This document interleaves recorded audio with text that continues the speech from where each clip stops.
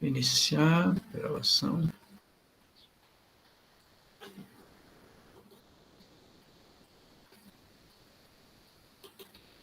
Boa tarde a todos e a todas. Eu sou o professor Samuel de Jesus, da Universidade Federal de Mato Grosso do Sul, da Faculdade de Ciências Humanas, curso de História.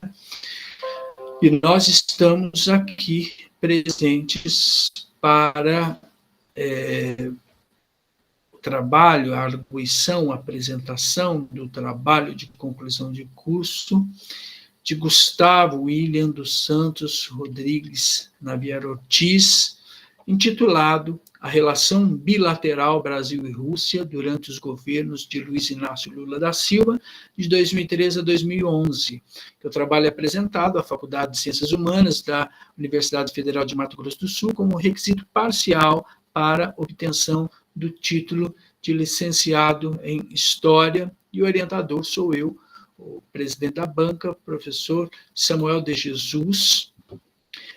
Estão presentes, fazem a composição da banca, o professor Gilberto Souza Viana, que é o professor da Escola Superior de Guerra, professor também do IESP, da UERJ, o professor Marcelino Andrade, que é o professor da FAENG, da Faculdade de Engenharia, tem um nome maior, né? Mas eu não consigo guardar, mas também da Universidade Federal de Mato Grosso do Sul, professor de Geopolítica.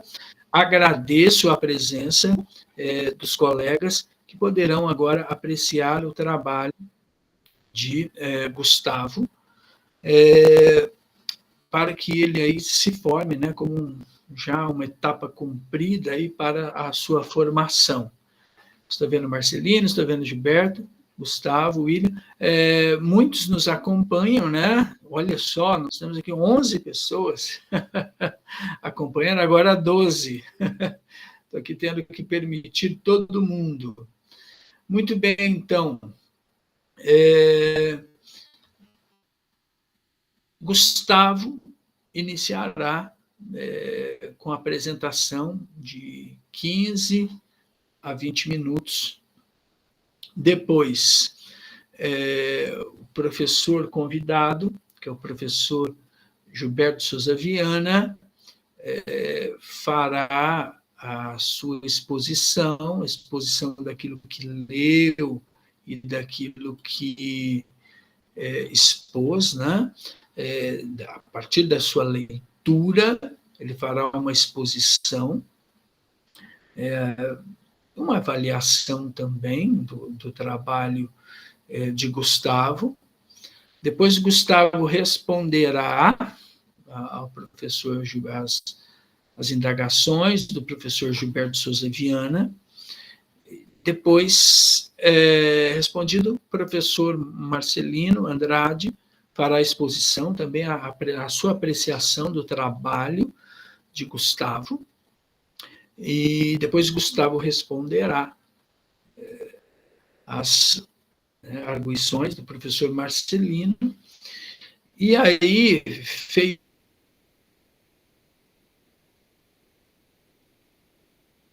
isto, nós pediremos para que todos saiam, inclusive Gustavo, para que possamos deliberar se aprovado, se reprovado.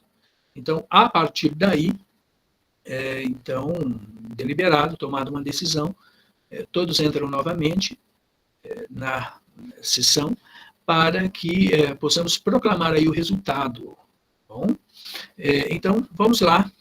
Gustavo já está aqui com material de PowerPoint. Você pode fazer a sua exposição de 15 a 20 minutos.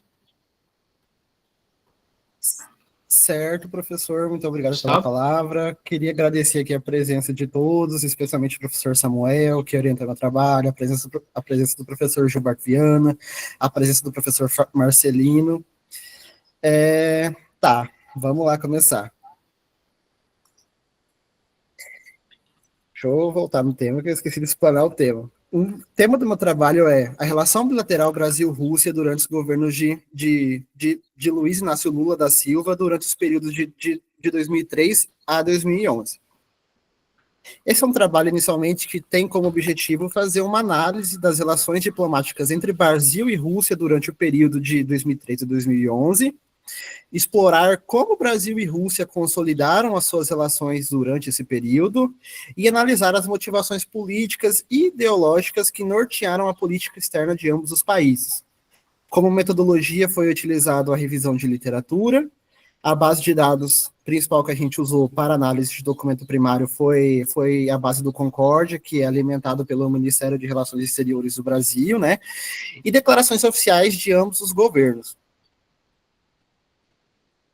Um contexto inicial para esse trabalho que ele surge a partir muito de questões bastante atuais, né? A gente tem o conflito da Rússia e da Ucrânia, que já é um tema de trabalho que, durante o GEP, a gente vem debatendo desde o início, né? Uma guerra que começou lá em 2022, oficialmente, né? Mas que ela vem se prolongando desde 2014.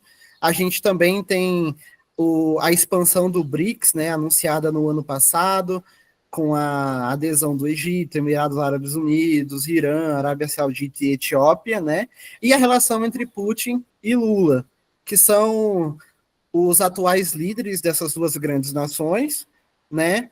E que é uma relação que vem se acompanhando ao longo de todo o período. O Putin, a gente vê que está ao poder na Rússia faz 25 anos, né? Desde que Lula entrou ao poder em 2003, Putin está presente.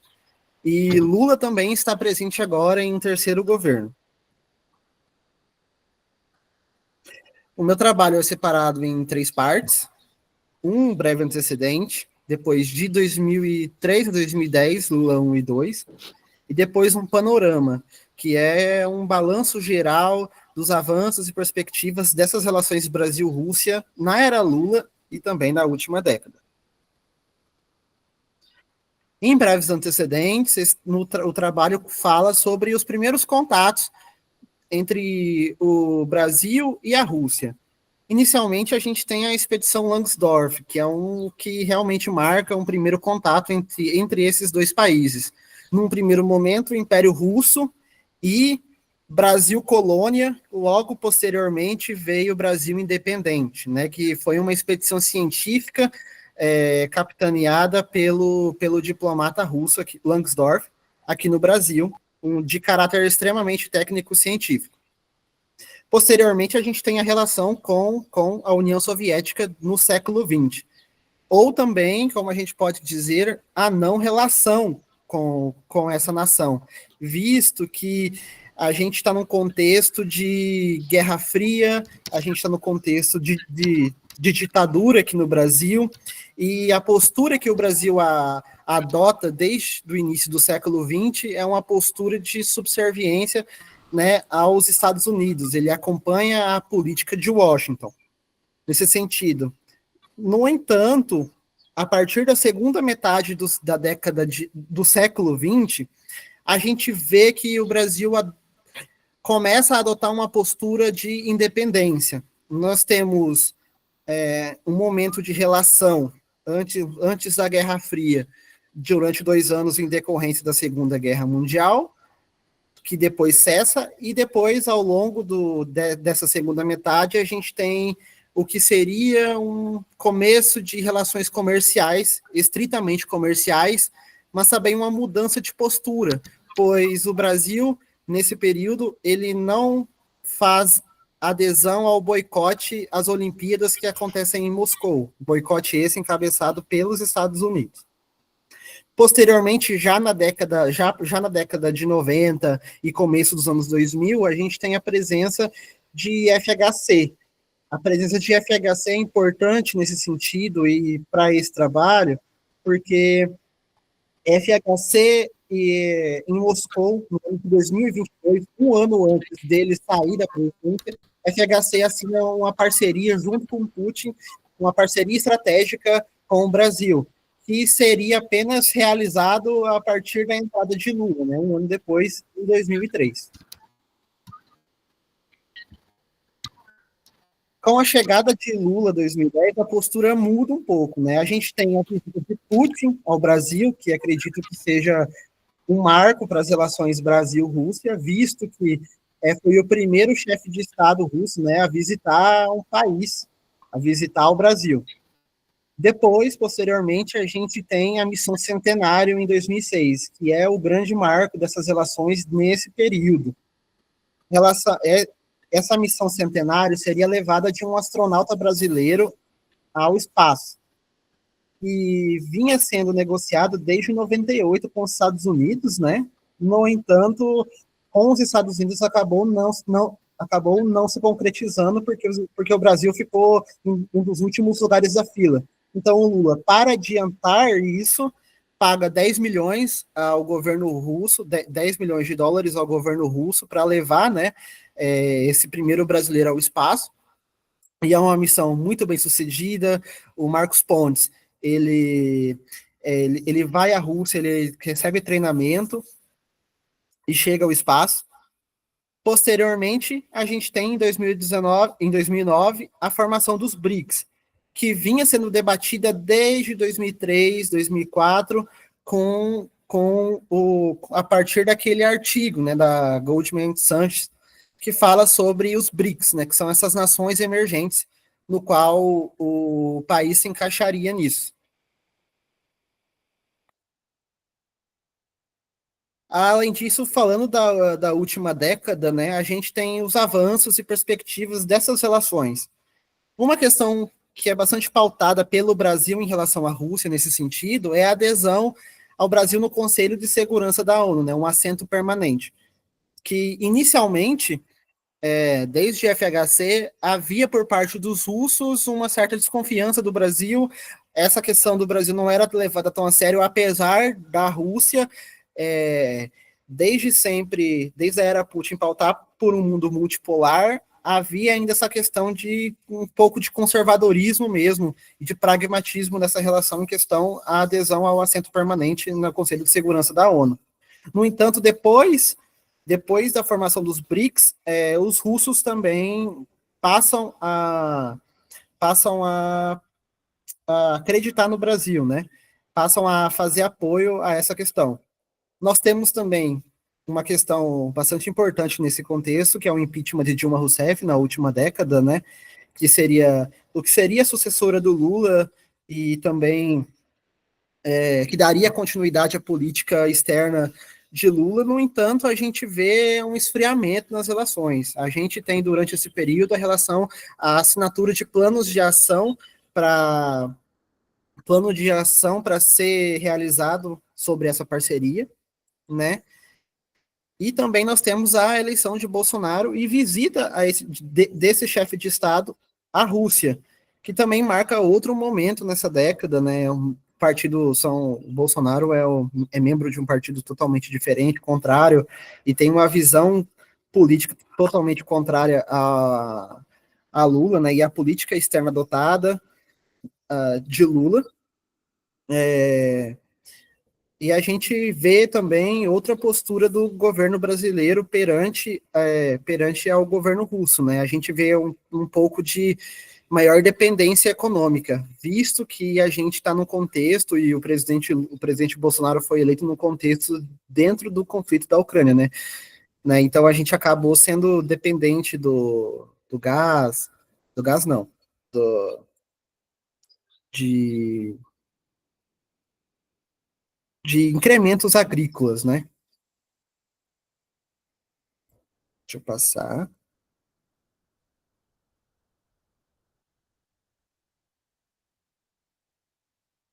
E seria isso.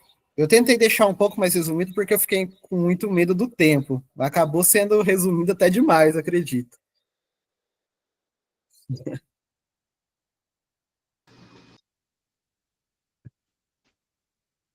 Professor, o senhor está mudo. Então, agora sim, né? Maravilha, então. Vamos passar para o convidado, professor Gilberto Souza Viana. Por favor, Gilberto. Obrigado, Samuel. Primeiro, eu quero agradecer à Universidade Federal do Mato Grosso do Sul, pela pessoa do Samuel, pelo convite para essa banca. Fiquei lisonjeado e agradecido. E feliz, porque sempre os trabalhos de Mato Grosso têm sido uma qualidade, uma relevância muito boa, e Samuel tem feito esse papel de levar esse trabalho pelo GAP, pelos alunos dele, a todos os estados. Isso é muito bom. E eu admiro muito Samuel, venho aqui externar os alunos que estão ouvindo e todos aqui. Meu amigo, é meu amigo também, né? Isso também faz parte dessa amizade acadêmica e real. Então, quero falar um pouquinho do trabalho do Gustavo Ortiz. Gustavo, primeiro, parabéns pelo seu trabalho, parabéns também ao orientador, o trabalho foi muito bom, é um trabalho de conclusão, assim, que eu achei ideal, o tamanho, não enfadonho. Alguns detalhezinhos eu vou só colocar, para que engrandeça o trabalho, que futuras pós-graduações e mestrados ele venha contribuir. Então, a relação bilateral Brasil-Rússia, durante o governo do Luiz Inácio Lula da Silva, de 2023, tu faz um mergulho nessas entranhas, né? Tenta descobrir as coisas que estão acontecendo dentro do nível taxonômico do seu trabalho, da sua própria graduação. Você vem trabalhando isso, e isso foi muito legal, porque agora nós estamos discutindo essa dependência nossa dos recursos agrícolas, dos fertilizantes russos. Nós estamos comprando, essa dependência muito grande, e aí você mesmo fala, nós somos hoje os maiores compradores de diesel da Rússia, nós temos um comércio muito intenso, e que a guerra acabou levando isso aí. Mas eu vou comentar um pouquinho do que eu pontuei, e pretendo ser rápido também, para não deixar enfadonho esse detalhe. Uma coisa, eu vou misturar um pouquinho as partes técnicas do trabalho, a estrutura do trabalho, e algumas críticas. E, assim, eu acho que isso é típico de também quem está começando a escrever, fazer parágrafos muito longos. Eu acho que você tem um parágrafo muito longo, o seu trabalho não é muito extenso, mas parágrafo muito longo se torna até enfadonho a leitura. Então, tentar reduzir ideias mais curtas e não repetir muito as mesmas palavras, isso eu acho essencial no seu trabalho, e cuidar um pouquinho com a colocação de algumas vírgulas e algumas frases. Mas isso é irrelevante pela qualidade do seu trabalho. E uma coisa que me chamou a atenção, e eu acho que é um pouquinho da humildade do autor. Aí você coloca logo na introdução: o contexto desse estudo é especialmente relevante para a história das relações internacionais. Quando você bota especialmente relevante, ele é importante, você já está se fazendo propaganda do seu trabalho. Mas é só um detalhezinho para quem começa a escrita científica. Isso é importante a gente não deixar as pessoas descobrirem que ele é relevante, não logo no início você mostrar essa relevância, caiba até na conclusão, né? Mas é uma coisa normal. O trabalho está bem escrito também. E aí eu quero colocar uma coisa: quando você faz a história, e aí você bota lá na página 7, no último parágrafo, a história. Você faz a história de relações Brasil-Rússia, muito interessante, a expedição Landesdorff. Quem estudou história vê isso naquela coleção brasiliana, tinha os relatos das expedições, é muito, muito interessante você ver isso. Muito interessante você ver a ideia da formação das relações comunistas, do Partido Comunista na Rússia, do Brasil, durante esse período, durante a abertura, e durante também, aí você tem que falar o fechamento durante do governo Dutra, da colação de relações entre Brasil e Rússia, a Guerra da Coreia, a questão da internacionalização, e a fortalecimento após a Segunda Guerra, muito, muito interessante. Mas eu acho que faltou uma coisa que você pode concluir posteriormente, que é quando você fala o pragmatismo adotado pelo Brasil e da ânsia de expandir o seu comércio. Esse pragmatismo político do Itamaraty você falou pouco. Quando você fala das relações bilaterais, você também é interessante você falar desse pragmatismo político do Itamaraty. Aí a figura de São Tiago Dantas, que é um teórico que vai falar do pensamento independente do Itamaraty. Então, é importante vocês pensarem essa política externa independente, que ela começou lá no governo João Goulart, mas ela também, com o Saraiva Guerreiro, acontece no governo militar, porque foi com Geisel que nós fazíamos relações com a China.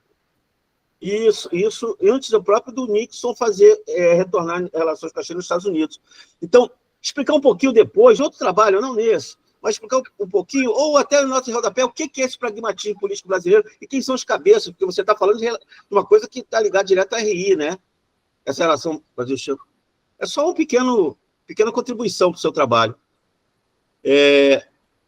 Aí você avança, fala a questão tecnológica, fala a própria participação do Brasil nas Olimpíadas de Moscou, que eu achei interessante, porque isso é uma coisa que pouco fala. Nós mantivemos a participação nas Olimpíadas, ainda durante o governo de Figueiredo, contra o bloqueio americano. Nós não interessamos nisso, entendemos naquela época, e era um governo militar, de que o esporte é muito mais importante, e a paz entre os povos pelo esporte é muito mais importante do que simplesmente questões políticas, e ultrapassa essas questões políticas. Hoje as pessoas não entendem isso, né? A gente devia entender isso mais. Avançando, de novo, a ideia da intelectualidade de Fernando Henrique, aproximação com Putin, e acabamos o governo do Yeltsin, né? A Rússia começa a se ajeitar com Putin, começa a recuperar, e a ação do Putin durante esse período é essencial. Porque ele é o contínuo, né, Gustavo? Você presta atenção, ele é o contínuo. Fernando Henrique vai, Bolsonaro vai, Lula volta, mas é o Putin. Ele é o cara que mantém uma estrutura contínua de organização da Rússia. Isso você fala bem dos dois governos, fala do Fernando Henrique, fala do Bolsonaro também. E fala até... eu achei legal quando você fala isso, Samuel, que ele fala que o Putin elogiou o Bolsonaro, o machismo, não pegar Covid e levantar, e caramba. O Putin é um pragmático, ele sabe, quem for, eu estou aqui fazendo a minha política, que também tem interesse no Brasil. Bem interessante também. Continuando aqui, as questões comerciais, a crise da questão da Ucrânia, também interessante. E aí volta uma coisa que eu achava legal a gente falar. Quando você fala dos interesses estratégicos para a área de defesa, que é a minha área, a área do Samuel também, não é? E aí nós tínhamos um leque muito grande, o Lula trabalhou muito nisso, que foi aliança e troca de tecnologia na área de defesa. Porque nós compramos até mísseis antiaéreos russos, o Igla, e compramos helicópteros russos durante o governo Lula, em 2008, o Mi-35. E aí nós apanhamos muito, que o Brasil muito bateu com troca de tecnologia. Você fala isso aqui. E não resultaram nisso. Mas você não falou desse helicóptero. Eu achava legal você poder falar, que é uma coisa concreta. Sabe por quê? Porque agora, com a crise ele não passou tecnologia, era o único grande helicóptero que nós tínhamos de ataque, e essa não troca de tecnologia, também não tínhamos peças de reposição. Os helicópteros estavam sendo canibalizados, com a guerra da Ucrânia não chegou nada para a gente, e tivemos que pegar praticamente 12 ou 13 helicópteros, grandes, pesados e caros, e muito antes do tempo eles serem parados. Porque, mas isso é coisa militar? Não, mas isso tem diretamente a ver com essa relação Brasil-Rússia. Então, o que me leva a comprar um caça russo, por exemplo, hoje, dentro dessa relação, se eu não vou ter experiência dessa compra de arma militar dos helicópteros russos? Eu acho que isso aí valia até uma nota de rodapé, até um parágrafo interessante falando sobre isso, quando se fala desse potencial, dessa troca de tecnologia. Por outro lado, você vem e fala uma coisa que pouca gente se lembra, porque a nossa história é esquecida, né? E a gente se lembra do Marcos Pontes, que, caramba, toda a propaganda que o Fantástico fazia, toda a propaganda, ele na NASA, o Marcos Pontes lá, treinando no módulo lunar, treinando na NASA, é o nosso primeiro astronauta da NASA, e ele usa, inclusive, hoje o símbolo da NASA, que ele foi formado, mas ele subiu, e aí você mostra muito bem o retrato do Soyuz, subiu numa nave russa. Ele subiu por um acordo feito entre Putin e Lula. Ele foi o primeiro astronauta nosso do espaço, e pouca gente toca nisso, subiu ao espaço uma nave russa, que ainda é origem ainda do projeto soviético, né? A Soyuz ainda tem aquela tecnologia ainda russa. Isso é importante você falar, e eu achei bem interessante essa sacada que você teve. Que você faz com essa sacada um fortalecimento também da relação Sul-Sul. Ela funcionou mais rápido, mais próximo do que a Norte-Sul, né? Nesse pequeno detalhe. Isso aí foi uma coisa interessante. Gostei também, você mostrando que o selo é importante, a propaganda da Soyuz. Aí, quando eu olhei a primeira vez, Gustavo, eu nem me lembrava mais desse cara, para você ver como essas histórias são apagadas. É importante, né, Samuel, se escrever sobre isso para ficar registrado. Você mostrou o selo, eu falei, caramba, por que o cara botou o Soyuz aí? A primeira vez que eu vi, né, folheando, não tinha lido. Aí eu li, caramba, mas o selo do Brasil... Aí eu pensei que estava homenageando, sinceramente, Gagarin, Yuri Gagarin, a chegada... Não, na verdade era o Marcos Pontes, e isso foi bem legal, uma sacada interessante de sua.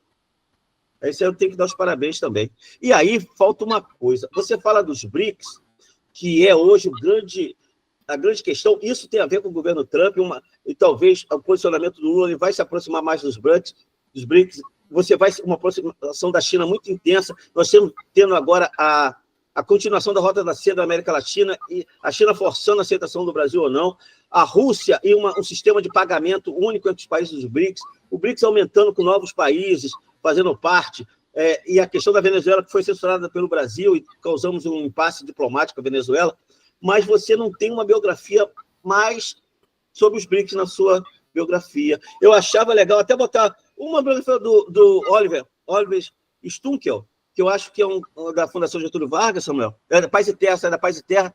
Ele faz uma análise básica sobre os BRICS para ter na sua biografia. O que você está falando, você usa mais reportagens, mais coisas atuais, mas tem uma biografia sobre o tema.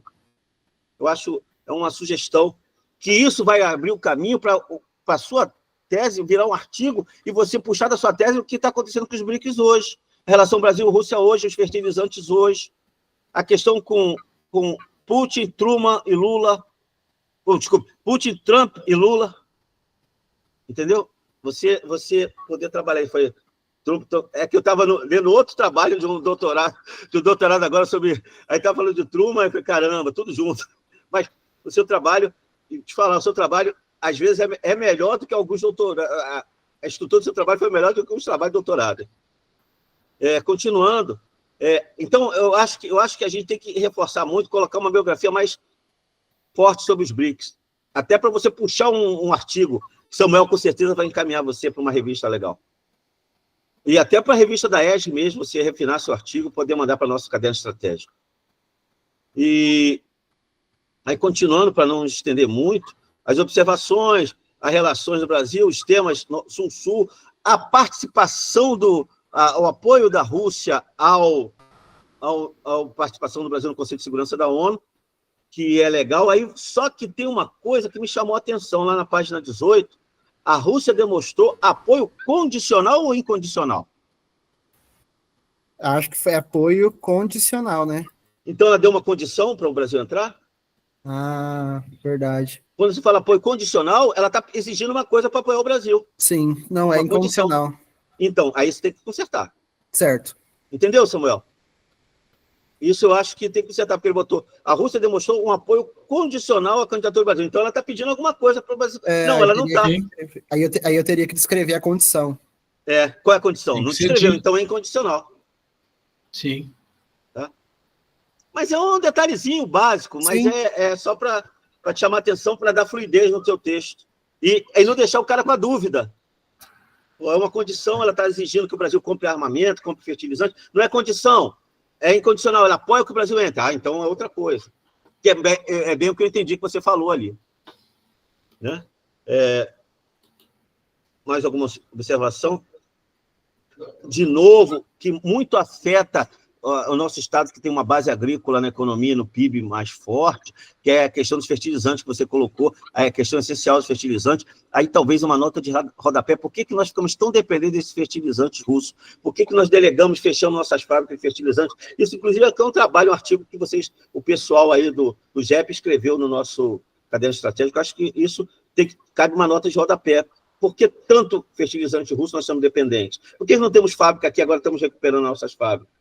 Isso é importante. E a questão da Ucrânia também. A trocas comerciais, e aí eu tenho que deixar depois essa... Claro que você fez, não tinha eleição. Como se pode se intensificar com o governo Trump, né? Como nós podemos se aproximar mais ainda da Rússia, ou da China, como o protecionismo que Trump pretende colocar tem a ver com isso, ou não, porque eu posso ver que talvez Trump consiga uma aproximação com a Rússia, não sabemos, tudo é mistério. A tendência, acho que não, porque ele está também no jogo, a proposta que eles fizeram agora para a paz na Ucrânia seria a região de Donbás e a região de... Outra região, não faltou a região agora, fosse patrulhadas por tropas europeias, que o russo jamais ia aceitar uma coisa dessa, que é colocar a OTAN na sua fronteira. Mas isso é para favorecer os artigos futuros. Tem uma coisa que me chamou bastante atenção, que eu acho muito válido, que eu acho que pode enriquecer artigos futuros para você. Que aí eu até anotei algumas sugestões, e algumas não sugestões aí. Quando você fala, a metodologia está perfeita, o contexto da multipolaridade.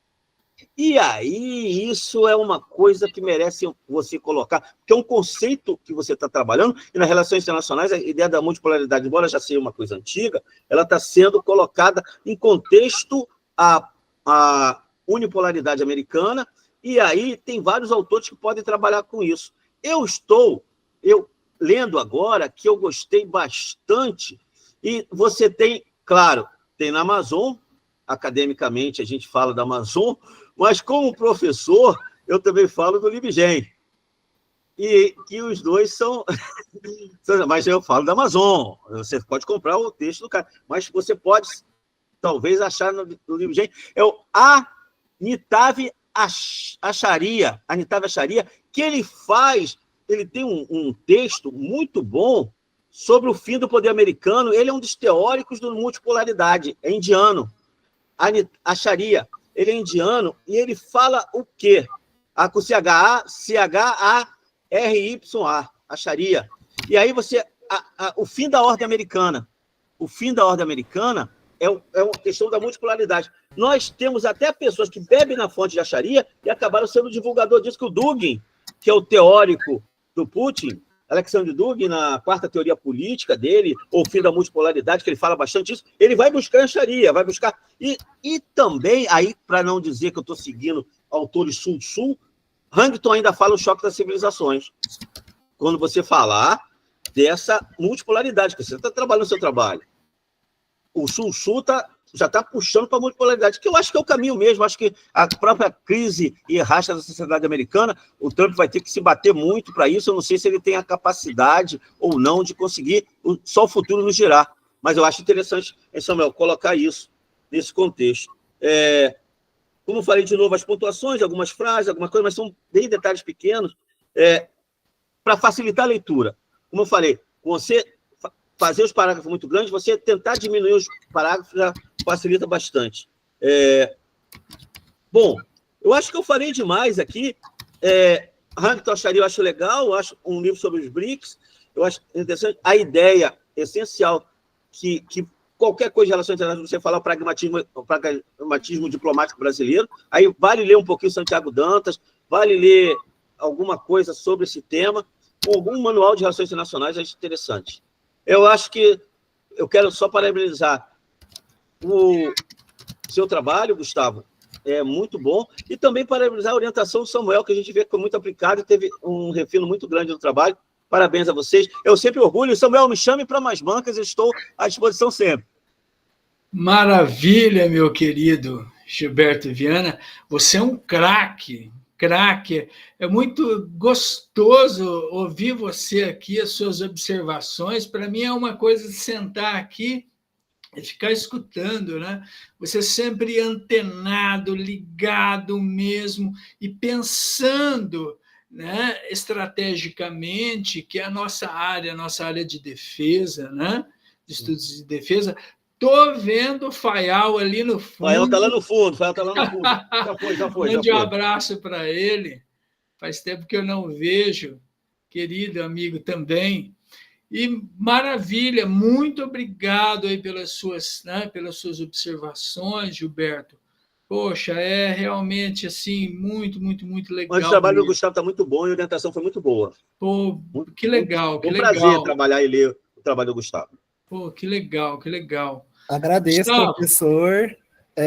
Agradeço pela visão. Essa questão do Marcos Pontes que o senhor comentou é muito interessante, porque eu também não remetia que era ele que foi o primeiro brasileiro a ir para o espaço.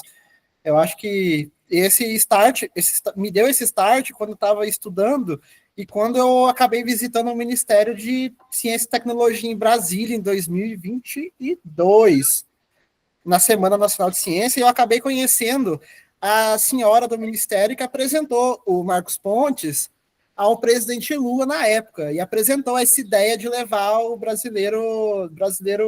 esse primeiro brasileiro pro pro espaço, assim. Foi muito isso. E muito obrigado. Eu estava relendo meu trabalho, também eu estava vendo alguns erros ortográficos mesmo. Eu acho que é importante se atentar a esses detalhes. E algumas outras coisas eu acabaria reescrevendo de outra forma também. Mas é que a questão do prazo também, enfim. Agradeço, professor. Obrigado, obrigado. E sobre a questão dos fertilizantes, aquele primeiro caderno do GEP, eu estava lá, eu escrevi, só que eu escrevi sobre a China. Isso foi legal, legal. Achei uma experiência fantástica de vocês. E vocês foram elogiados pelo Adido Militar Americano, que elogia bastante o trabalho de vocês. Sim. Você vê a relevância disso. Sim, e maravilha. E outros convites, com certeza, Gilberto. Com certeza. É um prazer estar com vocês. Bom, vamos então na sequência aí. Professor Marcelino Andrade, por favor, se apresente, professor. Boa tarde, pessoal, tudo bem? Cumprimentá-los aqui, Samuel, professor Gilberto Viana, Gustavo, os demais, né? Estão aí acompanhando. Foi muito bom escutá-lo, professor Gilberto, aprendendo sempre, isso que é importante. Isso é bom, né? Ajuda a gente a até aceitar mais fácil as bancas, porque tem hora que você pensa, meu Deus, já estou com 58 bancas aqui, como é que eu vou... Aí você fala, não, pô, essa foi legal. Facilitou nessa situação aqui. Então, tá valendo aprendi, aí já fica mais gostoso, entendeu? Bom, pessoal, eu ainda agradecendo, né, o convite do Gustavo, do Samuel. Eu imprimi o trabalho, porque, rapaz, eu não estou conseguindo mais ficar lendo só no computador, sabe? E agora o pessoal não manda mais impresso, né, bicho? Aí, tipo, eu acabei imprimindo. Então, como a gente está aqui perto, inclusive depois eu posso entregar para o Gustavo pessoalmente as anotações mais pormenorizadas, né, para a gente não perder muito tempo só com os apontamentos mais estruturais e tal, né, para a gente poder bater um papo legal. Primeiro, eu concordo aí com o professor Gilberto, que o trabalho está bem escrito, né, e como um trabalho bem escrito, a gente lê com tranquilidade e isso leva a gente a pensar outras coisas. Obviamente, se o Gustavo fosse abordar tudo o que eu pensei aqui, ele precisaria de muito mais tempo, uma outra estrutura de texto, né? Mas esse é um fato, o trabalho desperta questões interessantes. E uma delas, Gustavo, tem a ver com e aí para a gente pensar depois a médio e longo prazo, né? Com a forma como o trabalho está escrito, ou a forma como eu li o trabalho, não sei, você apresenta essa relação Brasil-Rússia e ela aparece muitas figuras dos presidentes, né? E aí a relação entre governos e a relação entre estados, né? E isso me fez pensar, quando a gente imagina, né, as teorias geopolíticas, ou a discussão geopolítica atual, né, nesse momento, o seguinte, a gente tem muita posição, né, estruturada nessas relações bilaterais a partir de governos, e como os governos mudam, o Estado geralmente não alinha essa posição, né? Você vê a eleição Kamala Harris e Donald Trump, né? O pessoal fica aí, fez aquela... Eu acho que há diferenças, né, no campo entre os dois, mas os dois estão torcendo por um tipo de capitalismo, os dois querem, né, aprofundar o neoliberalismo. E eu imagino que os dois fariam um trabalho que é de destruição interna da democracia liberal, né? Eu aqui defendendo a democracia liberal, nos anos 80, se você falasse isso para mim, que um dia eu ia defender a democracia liberal, eu ia falar desgraça, né? Jamais farei um negócio desse. Mas, enfim, esse é um problema. Se você pega... O Trump, por mais que ele vai me permite aqui uma linguagem não tão acadêmica, dar uma de louco, o Estado americano está amarrado, entendeu? Ele pode até querer assumir-se como o Estado, né? Eu sou o Estado, mas ele não vai, né? Do meu ponto de vista, e receber os outros articulistas, ele vai fazer, tanto que no primeiro mandato dele, ele perdeu a eleição, pô. Certo? Ele perdeu a eleição, né? Então, você fala, não, mas agora, nada, é ele de novo e vai ser a mesma coisa, né? Ele vai fazer lá, né? Imagina essa coisa que o Gilberto lembrou, a relação com a China, e talvez um protecionismo mais arraigado, vai fazer um show com com alguns imigrantes, vai pegar uma meia dúzia, pôr no avião, vai ser aquela esculhambação, vou embora e depois vai parar. Tá certo? Porque o Estado americano tem essa questão, né? Desde da sua fundação e lá dos princípios, né, que vão nortear a geopolítica americana, ela não varia muito, certo? Ou seja, a América para os americanos, né? Agora a América primeiro, né? Enfim, a relação deles com a Europa. É claro que isso está sendo mudado com o contexto atual a partir dessa possibilidade russa, né, no enfrentamento militar, e chinesa no enfrentamento econômico, de um reordenamento do mundo, né? É uma possibilidade, tá certo? Inclusive, eu fico até tenso ali, às vezes, né, pensando se os caras não vão querer radicalizar para que esse movimento não aconteça. Mas, enfim, é só uma ideia. Por que eu estou falando isso? Porque o seu texto, eu acho que merece um parágrafo, e eu devo ter anotado em algum lugar aqui, para falar sobre essa política que, em alguns momentos, ela é para não falar que ela é vassala só, né, mas ela é uma política de Estado que, na maior parte dos momentos históricos, não em todo momento histórico, ela é pró-americana, pró-estadunidense, na verdade, né?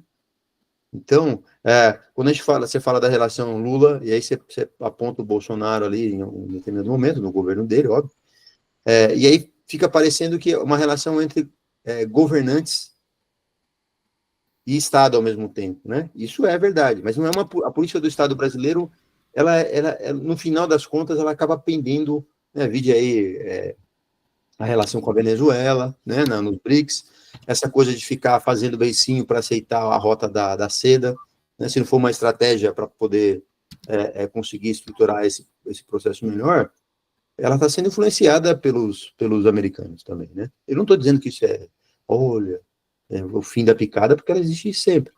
Sempre existiu essa influência, né? Então, eu penso que, e nesse contexto, lembrar o papel da nossa classe dominante, né? Basicamente formada do ponto de vista intelectual, ideológico, cultural, né? A partir dos Estados Unidos, certo? Não é atual. Eu servi como milico, como récord, em 1991, né? E aí aprendi lá durante os 12 meses que eu fiquei ali puxando hora, essa coisa da bandeira, né? Iluminada, a bandeira tem que estar sempre bonita, iluminada, e você tem que prestar continência para a bandeira e tal.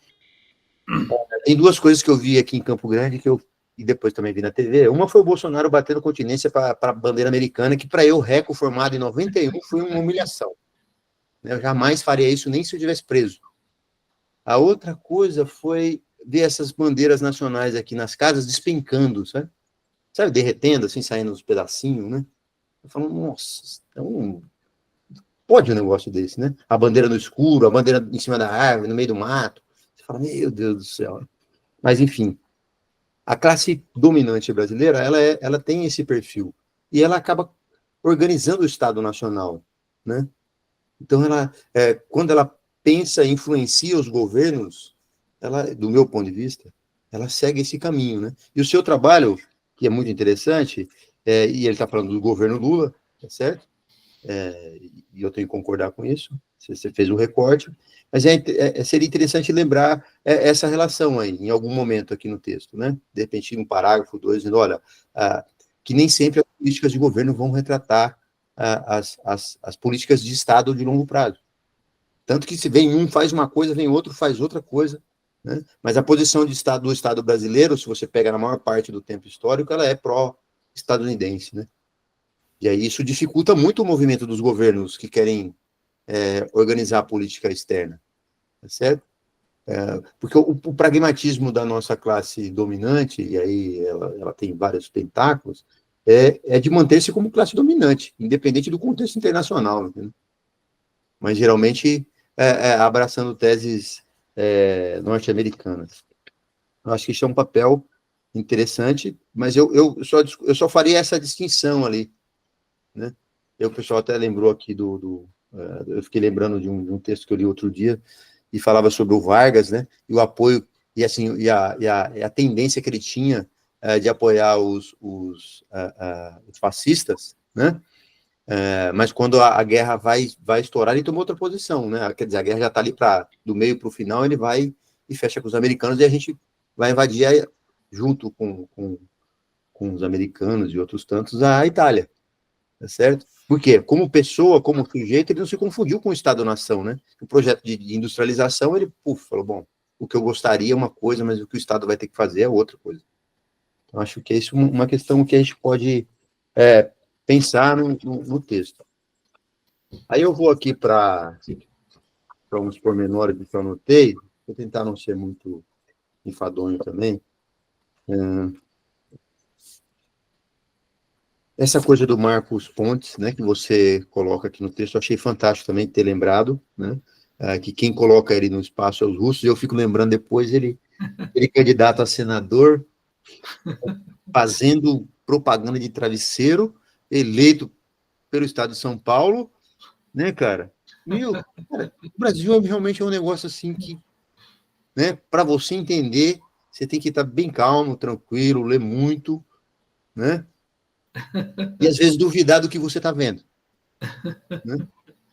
Porque é incrível, tá certo? Mas é muito interessante essa análise que você faz, e inclusive demonstrando aqui, né, a importância da participação e dessa relação russo-brasileira dos estados nacionais para, em tese, propiciar, né, permitir esse evento, tá certo?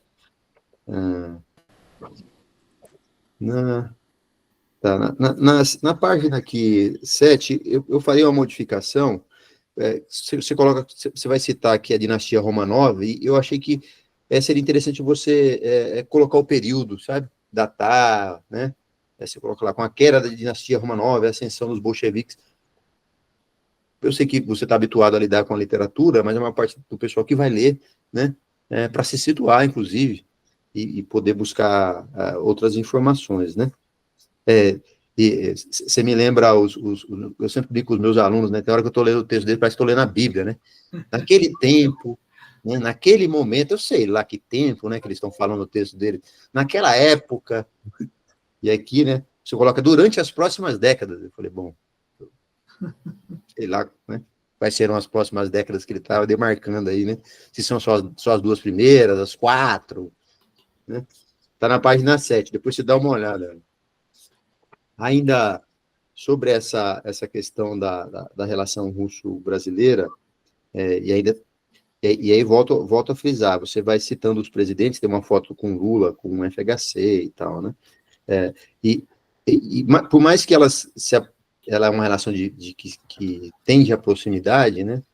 No fim, ao cabo, você tem uma resistência do Estado brasileiro em aprofundar isso e assumir essa posição com veemência, né? Eu acho que fazer essa distinção do Estado do governo nas políticas é interessante, lembrando que a gente tem uma classe dominante, né, que tem interesses, e às vezes, na maior parte, sobretudo os governos, do meu ponto de vista, do PT, social-democratas, eles não coadunam, né? Eles têm uma tendência mesmo escravocrata em alguns, não só conservadores, mas reacionários em alguns casos, né? Inclusive perdendo oportunidades importantíssimas por conta disso, né? Se desse se tivesse uma visão mais estratégica de Estado, né, a longo prazo, talvez relaxasse um pouco. Mas tudo para eles é comunismo, não sei o quê. Deixa eu ver aqui.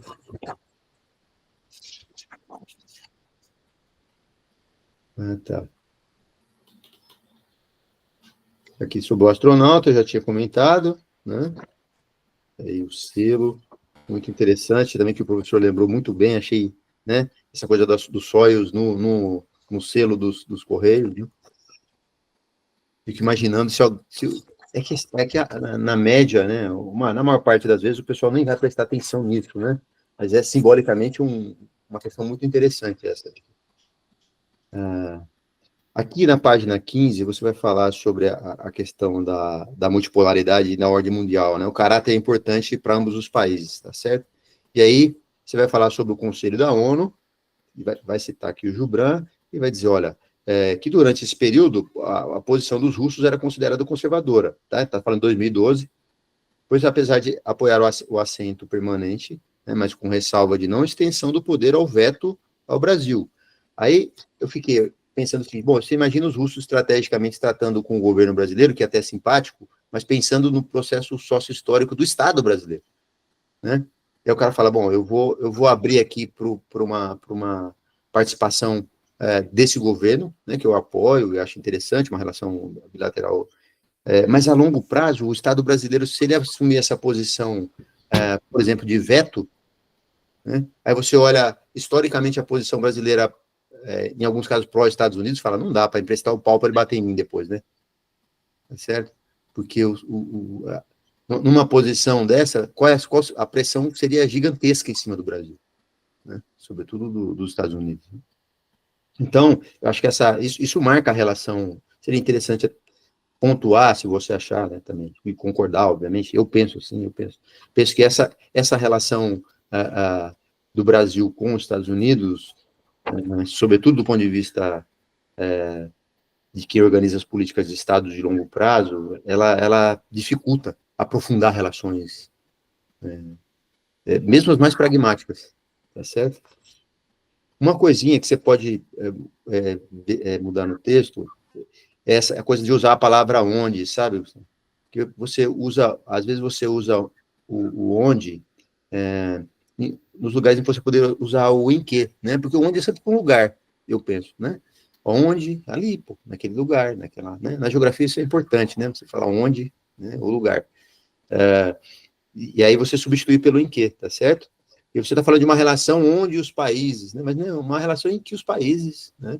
Eles estão discutindo ali tecnologia, agricultura e tal. Ainda na página 17, você vai falar sobre o governo Lula, e você fala, o primeiro governo Lula que durou de 2003 a 2011. Isso não é o primeiro governo Lula, né? O primeiro governo Lula vai ser de 2003 para 3 até 6, né? Depois você tem o segundo governo Lula, né? Você tem um período do governo Lula aí, né, com 2 mandatos. Você dá uma olhada. Tá, sobre ainda aqui a relação Rússia, né? Na página 18 você vai comentar lá. A Rússia demonstrou apoio condicional à candidatura do Brasil a um assentamento permanente do Conselho de Segurança, reforçando seu alinhamento estratégico entre as duas nações, que o professor já comentou e tal. Mas eu lembro, nesse período aqui, sobretudo em 2015, que teve um golpe político interno, né? E aí a Dilma acabou, esse processo começou lá em 2013, mas enfim, a Dilma vai ser cassada.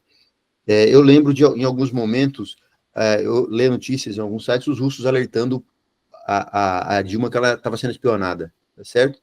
Além do Wikileaks e outros sites, né, o pessoal dizendo, olha, a inteligência russa estava dando toque para ela de que o celular, o cachorro, estava todo mundo grampeado, tá certo? Que ela precisava ficar atenta e discutir políticas e papapá, né? Imagino que eles devem ter pintado um cenário para ela de médio prazo, mas acho que ela não acreditou, sabe? Até porque essa ideia do republicanismo que o PT abraçou, né, ela tem problemas, do meu ponto de vista. Né? Isso, internamente, e aí tem um papel geopolítico importante americano. Não dá para dizer que aquilo aconteceu aqui com os americanos sendo pego de surpresa, né? O que aconteceu no Brasil? Eles sabiam, tá certo? A intensidade da participação e tal, aí é outra questão que eu não tenho como admitir. E aí os russos não estão muito errados, né? Em pensar, olha, a gente tem proximidade, tanto que agora a Dilma está lá com o presidente do banco, e eu li uma notícia outro dia que o Putin é favorável à recondução da Dilma na presidência do Banco dos BRICS, né? Então você vê que ele tem um apreço, né? Digamos, não só pela pessoa da presidente, mas pelo contexto político e ideológico que ela representa, tá certo? Inclusive, ela anda falando na boa sobre a substituição, a criação de uma moeda única, a substituição do dólar, as negociações entre os BRICS, que é um negócio explosivo, né? O Trump está lá, né, falando que até porque se fizer isso, a hegemonia americana acaba de vez, né? Eu coloquei aqui sobre a vassalagem brasileira, tá? Ainda sobre os BRICS, na página 19, eu já comentei aqui com você. Tá, é esse da relação do Putin com o Bolsonaro, né? Eu não sei se você viu, ou chegou a assistir as entrevistas do Oliver Stone com Vladimir Putin, que ele fez em 17, tem quatro entrevistas fantásticas, né? O Putin é um conservador, certo? Né? Eu não estou falando, ele não é um reacionário, ele é um conservador, do meu ponto de vista, né? E ele demonstra isso lá com tranquilidade também, né? E estrategicamente ele soube fazer essa leitura do Bolsonaro, que é um reaça, né, do meu ponto de vista, ressaltando alguns pontos conservadores do Bolsonaro, que estrategicamente era interessante, né? Mais uma vez, a relação entre governantes, né, na relação Rússia-Brasil, Brasil-Rússia. Né? Eu vou caminhando aqui para os finalmente, tá certo? Uma coisa interessante, na página 21, você está falando aqui que, embora tenha condenado a invasão russa nos fóruns multilaterais, como a Assembleia Geral da ONU, o governo brasileiro optou por uma neutralidade pragmática, até mesmo ambígua, né? Lula vai se recusar a tomar um partido diante do conflito, né? E a gente está falando desse conflito que está acontecendo na Ucrânia, tá certo? Defendendo a política externa voltada para a mediação da paz. Mas houve uma discussão entre o Brasil e a China e a apresentação de um projeto de uma proposta de paz, né? Brasil-China para o conflito ucraniano, que obviamente os americanos não concordaram, os europeus que vão, né, ao reboque dos americanos também não vão concordar, mas seria, de repente, uma nota de rodapé aqui também para lembrar desse elemento aí, né? É certo? Inclusive que a Rússia, pelo menos nos sites que eu andei lendo, né, no Sputnik, naquele Rússia RT, que é um jornal russo, o pessoal vê com simpatia, né? Não estou dizendo que eles concordam, mas eles veem com simpatia essa tentativa brasileira de construir uma ideia de paz aí, né? Aqui sobre a questão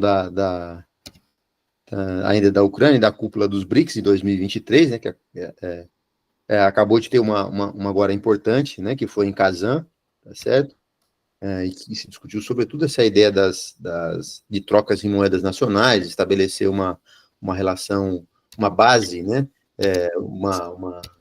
um lastro para as moedas nacionais, para fazer as trocas. Aí discutiu-se o ouro, as commodities, enfim, né, o pessoal está nesse exercício para tentar não usar mais tanto o dólar, sobretudo nos BRICS, considerando que os BRICS têm aumentado em número, né, de forma bastante interessante.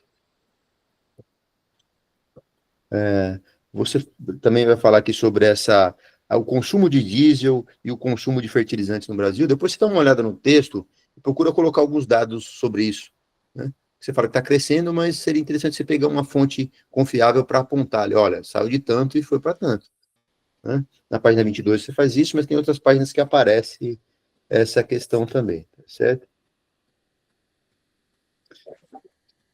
Indo para as considerações finais, eu penso que tem um elemento importante para a gente discutir, que é o papel da China, tá certo? Quando você está falando nessa relação Brasil-Rússia. Porque aí tem outro aspecto que a gente vê na geopolítica que é interessante, que apesar da gente falar dessa relação entre dois Estados-nação, entre dois governos, isso está mediado, né, permeado pelos interesses de ambos com relação a outras potências, a outros estados-nação, a outros governos, né? E o governo chinês tem geopoliticamente, né, sobretudo através da economia, né, ganhado importância nessa disputa internacional, né? Isso é uma coisa digna de nota, tá certo? E aí você vai falar aqui nas suas conclusões que pode-se dizer que a parceria entre os dois países segue uma tendência de aproximação, especialmente no âmbito dos BRICS, e pela nova configuração em que o cenário da política mundial se encontra, especialmente a desdolarização encabeçada pelo fim do petrodólar, né? Mas aí eu digo, o interesse da China, tá certo? E nesse momento, nesse contexto importante, é a apropriação indevida, né? O roubo do dinheiro russo na Europa e pelos americanos, tá certo? Então, esse é um elemento que está, pelo menos os articulistas que a gente lê, que tem despontado como um elemento que leva ao interesse de outras nações, né, a impedir que os americanos comecem a usar também contra eles o dólar como arma, né?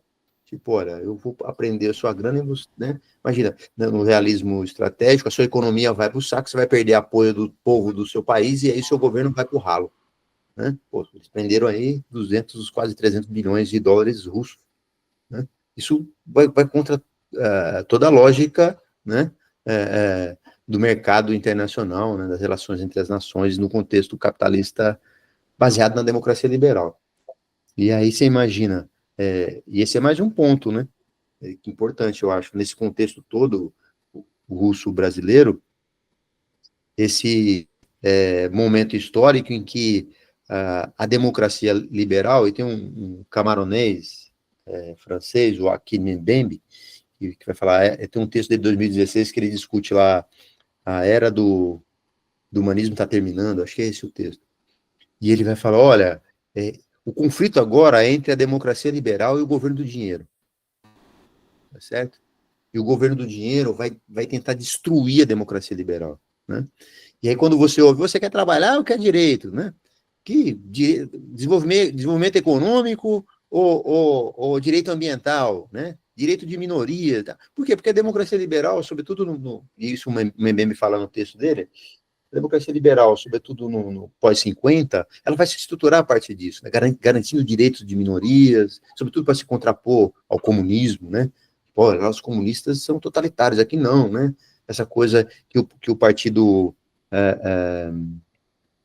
democrata tenta carregar um pouquinho, né? Tipo, e aí eles fizeram e fazem uma política identitária, né, até hoje, direitos identitários e tal, que do ponto de vista da classe não deu certo lá nos Estados Unidos, tanto que o Trump levou, né?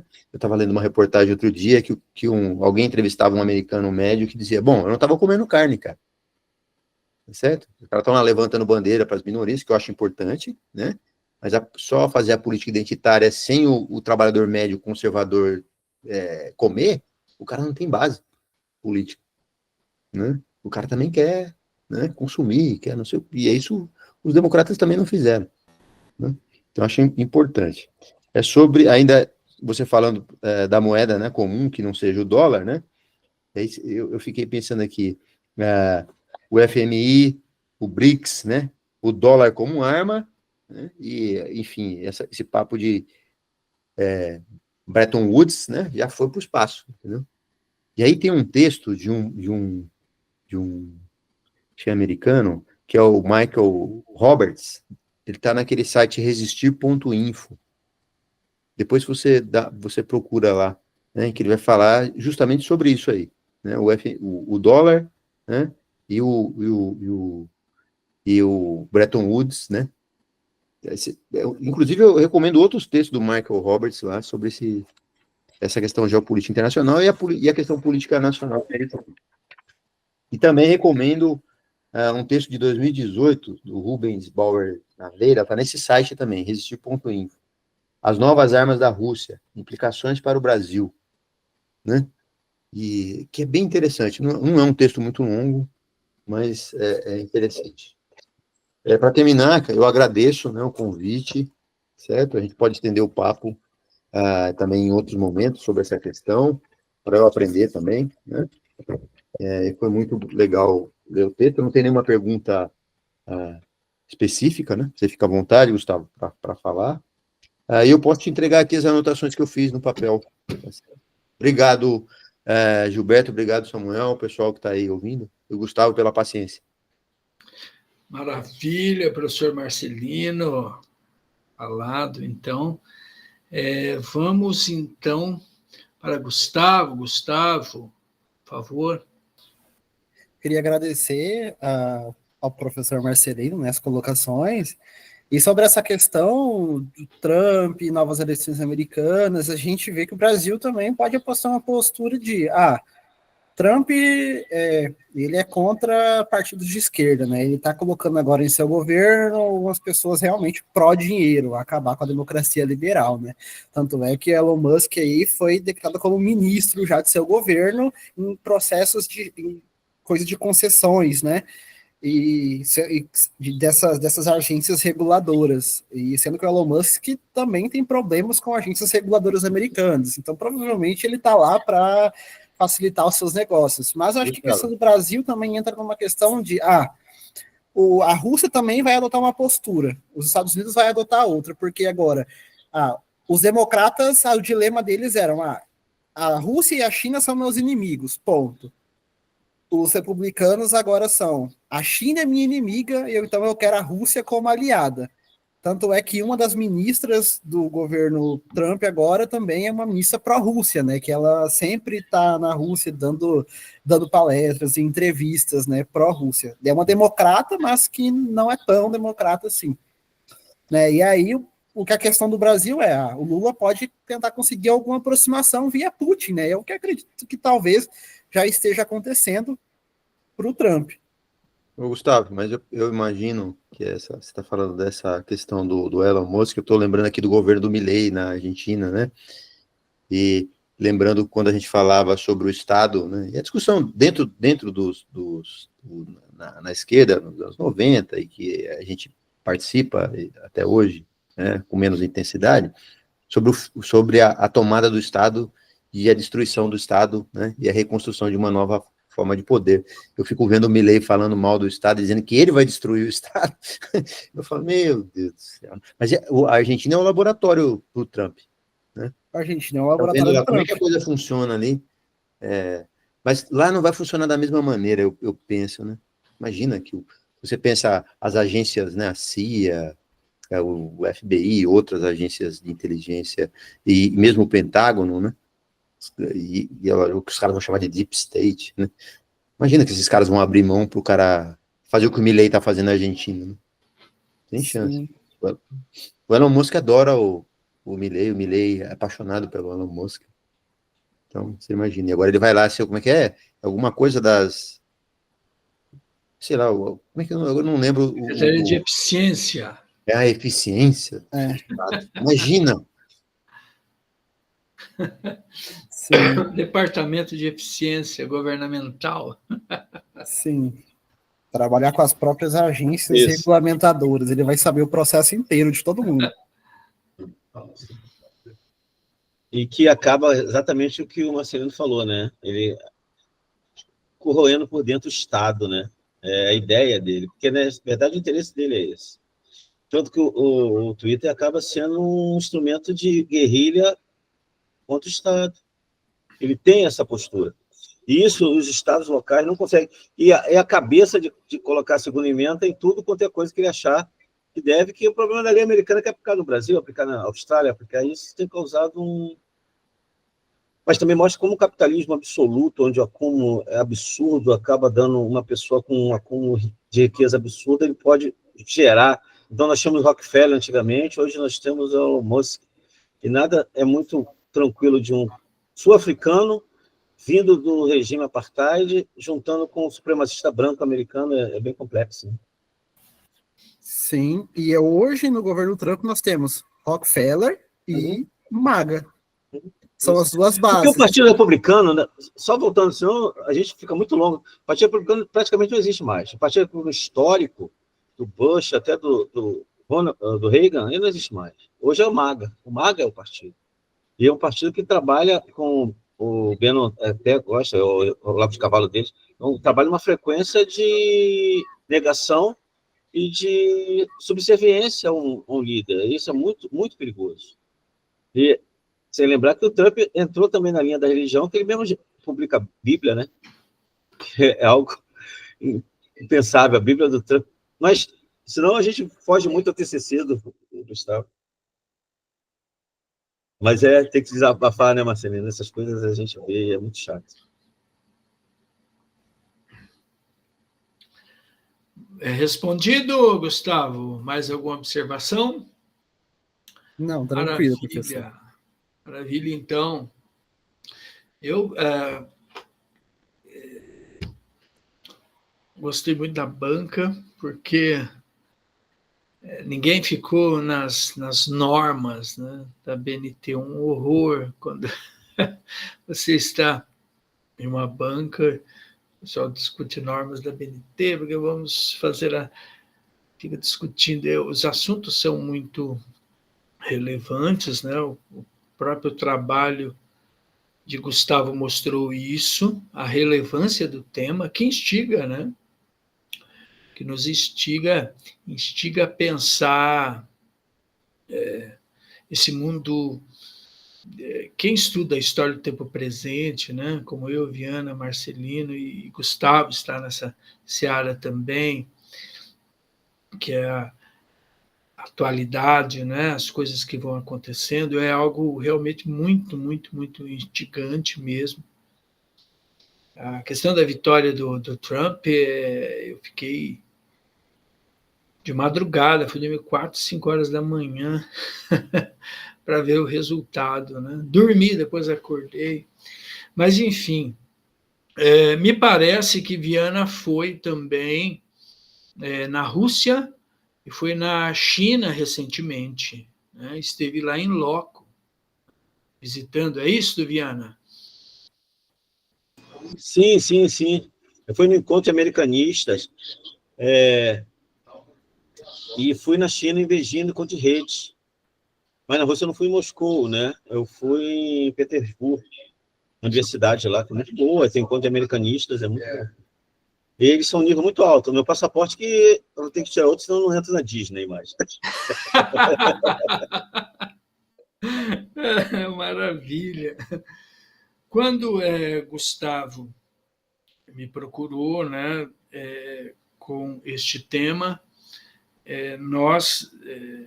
eu achei muito interessante e falei, vamos em frente, vamos fazer, né? Seria um trabalho simples, mas, ao mesmo tempo, para você alcançar uma simplicidade, é algo também um pouco difícil, né? Então, mas é interessante essa relação Brasil e Rússia, porque nós tivemos o primeiro ministro da Defesa do governo Lula, esqueci o nome dele agora, que está no trabalho de Gustavo, era embaixador na Rússia, né? Isso talvez um mero acaso, mas essa relação é interessante, porque sobre a configuração do governo Dilma, opa, olha só, mande para cá, mande para cá. Alguém me perguntou no governo Dilma, nós estamos alinhados a quem? Eu falei, a Rússia. Se houver, sei lá, uma invasão, né, quem irá, de alguma forma, intervir é a Rússia. E Gilberto lembrou, né? Foi Gilberto ou Marcelino que lembrou a espionagem, né? Que os russos lembraram, né? E comunicaram o governo Dilma a respeito. Então, Gustavo encarou o tema, né? E nós fomos orientando, nós fomos mostrando para ele os caminhos. E ele, como bom aluno, como, né, alguém que trabalhou com afinco, com energia, né, uma grande satisfação receber essa análise de Gilberto e Marcelino em relação ao trabalho, né? E Gustavo William está aí, prestes a se formar, né, finalmente. Esteve naquele texto sobre o agronegócio em Mato Grosso do Sul, os impactos, né, da guerra russo-ucraniana, com um conjunto de estudantes. E estou aguardando o próximo convite para fazer no GEP ali uma produção coletiva. Ano que vem.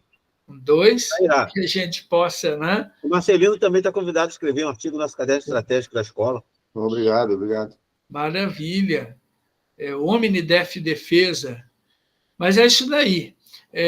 Vamos, então, solicitar gentilmente a Gustavo e a todos que estão observando, acompanhando, que, em primeiro momento, saiam da sala para nós deliberarmos aqui se aprovado ou reprovado, e, posteriormente, já, quando eu der um toque, der uma nova permissão para Gustavo voltar, né, aí ele comunica a todos para que todos possam retornar aí para ver o resultado proclamado, tá bom? Está sendo gravado, né? Depois estará disponível também no meu canal no YouTube. Eu gostei bastante da banca, acho que ela tem muito a contribuir, né? E é bom que fique disponibilizado para o público. Por favor, então, Gustavo e convidados, espectadores, um breve momento para que possamos deliberar aqui. Eu, Viana e o professor Marcelino.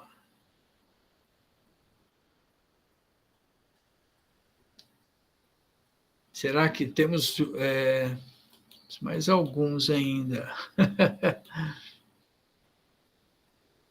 Temos ainda na sala Melvi, Sandra, Terezinha, Osana.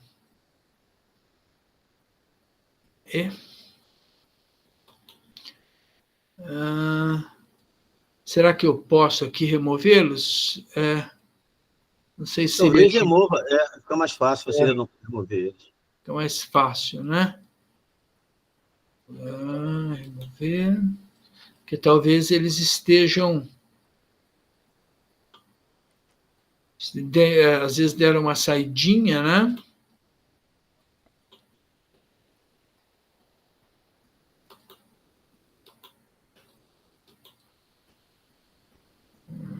Terezinha removeu. Ai, só nós.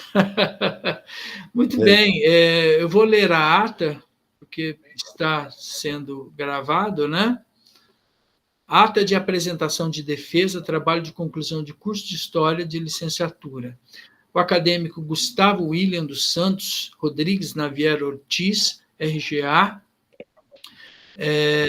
Eu acho que o RGA não está correto, mas depois eu atualizo. Aos 14 do mês de novembro do ano de 2023, às 14 horas, realizou-se no campus da Universidade Federal de Mato Grosso do Sul, aqui nesse sítio online, né? Nessa cidade de Campo Grande, capital de Mato Grosso do Sul, sessão pública de defesa do trabalho de conclusão de curso intitulado Relações Diplomáticas Brasil e Rússia durante o primeiro mandato do governo Luiz Inácio Lula da Silva, 2003 a 2006. Apresentado pelo aluno supracitado para obtenção do título de licenciado em História, os trabalhos foram realizados pela banca examinadora, composta pelos seguintes membros: orientador professor Samuel de Jesus, professor Dr. Gilberto Souza Viana, professor Dr. Marcelino Andrade Gonçalves. A banca procedeu à arguição pública do candidato, estando mesmo aí a opção, né, aprovado ou reprovado. Eu gostaria de saber aí dos colegas, né, se aprovado ou reprovado. Gilberto. Aprovado. Ele, dentro de um TCC, no início da pesquisa, eu acho que ele fez um corte com as falhas normais do aluno do TCC. Acho que fez um corte muito bom. O que eu tenho visto, ser Marcelino, você sabe, trabalhos por aí que são uma coisa deplorável. Eu estou numa banca de doutorado que eu agora, inclusive, pedi para não participar da banca, porque eu não vou aceitar participar na banca daquela. E o trabalho dele, para um garoto, terminando a graduação, as dificuldades que se tem para a pesquisa, eu acho que ele fez esperando com as falhas, que é normal que era se esperar também, justamente para o TCC. Aprovado, com certeza. Opa, Marcelino. Eu faço das palavras do Gilberto as minhas, Samuel, o texto está bem escrito, também tem essa orientação, né? Tem essas falhas que podem ser corrigidas de maneira, né, bastante rápida, do meu ponto de vista fácil de resolver. É um bom texto para um trabalho de conclusão de curso, né? Lembrando aí, o Gilberto que há outros, né, em condições que são terríveis, tá certo? Quando é Eu um TCC, mesmo. ainda participo também, discuto, porque eu acho que ainda dá tempo, né? Mas em outros Não. níveis aí já não dá mais para... Obrigado, obrigado. Para ir para a banca, nós estamos trabalhando aí já há um ano, né, exaustivamente, e, né, para que tenha o mínimo de qualidade, né, o mínimo de texto estruturado com a bibliografia, minimamente sério, né. Maravilha, então, agradeço aí. Claro que eu, como, né, orientador, trabalho, se eu não soubesse, se eu não tivesse condições de ir, né, não iria, né, ele não se formaria agora, porque não é possível enviar um trabalho, né, qualquer, de qualquer forma. Samuel, Bom, se me permite? isso Mas também aí... Ah, tem uma importância o trabalho que você faz no GEP das reuniões, das discussões, isso amadurece a garotada para fazer um texto interessante, viu? Então, também parabenizo você por esse Exatamente, espaço aí. Eu exatamente. participei de algumas reuniões, né? Infelizmente poucas, né? Percebi que isso é um ambiente profícuo ali para permitir um amadurecimento dessa garotada, né? Isso é legal. oh, que maravilha. Obrigado aí né, pelas palavras elogiosas e ao trabalho do GEP, que agora faz parte, que integra a cátedra, né, Sérgio Vieira de Mello, da Acnur, né, que é Parabéns, professor.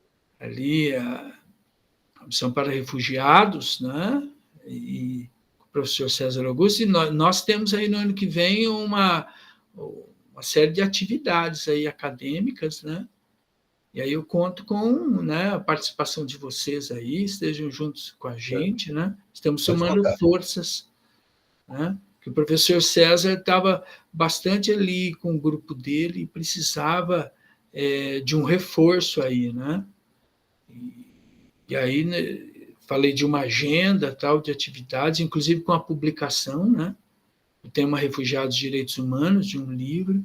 Ele ficou muito contente e estamos traçando aí a rota para 2025.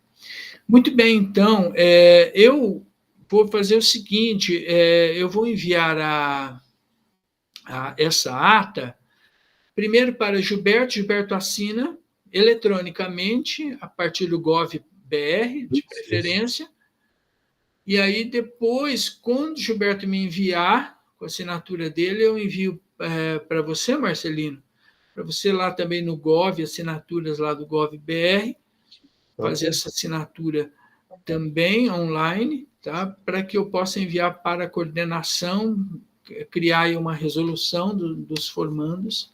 Uhum. Bom, eu farei isso na sequência, porque estava pronto, inclusive eu já estava digitando aqui e terminando.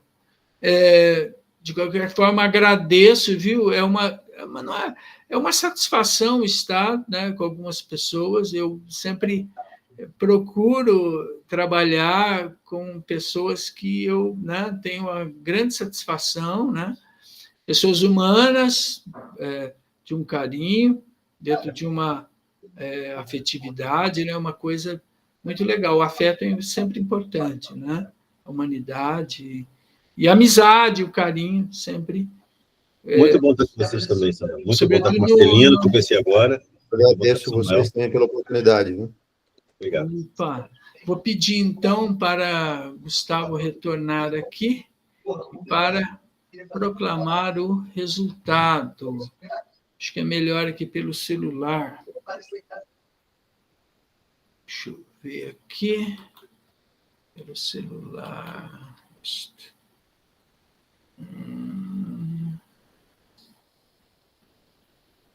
Gustavo, pode entrar novamente. Acho que você não precisa do link.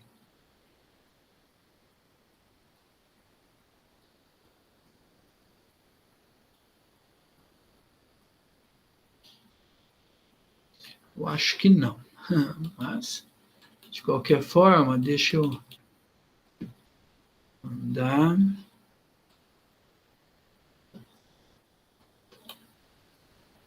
De qualquer forma, deixa eu enviar o link. Será que ele vai conseguir? Para direto.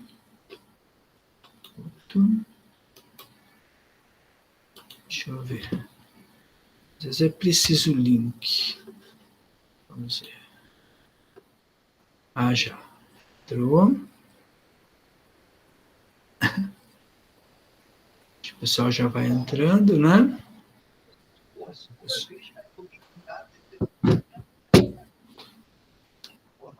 SL.